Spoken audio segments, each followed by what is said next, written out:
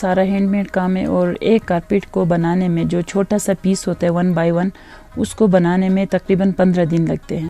باقی سائز کے مطابق ہے، کچھ میں مہینے لگتے ہیں. میرا نام شمیم بانو ہے اور میں کارپیٹ ویونگ کا کام کرتی ہوں.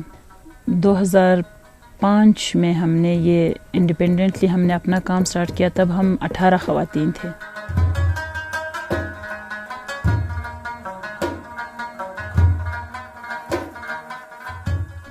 ہینڈ میڈ کارپیٹ جو یہ ٹوٹلی جو ہے نیچرل ڈائی ہے.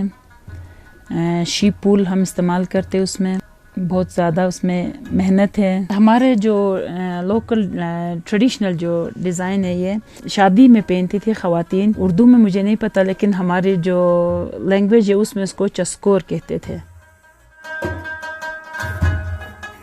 یہ گھر بھی جو ہے یہ ہمارا ٹریڈیشنل گھر ہے.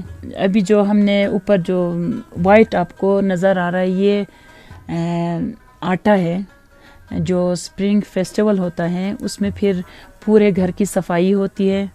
مطلب سردیوں کو ہم باہر ڈالتے اور موسم بہار کو خوش آمدید کہتے ہیں، تو اس ٹائم پھر یہ سارا ہم ڈیکوریٹ کرتے ہیں. خود اپنا ہاتھوں سے ہم کماتے ہیں، کسی سے مانگتے نہیں ہیں. ہمیں خوشی ہوتی ہے.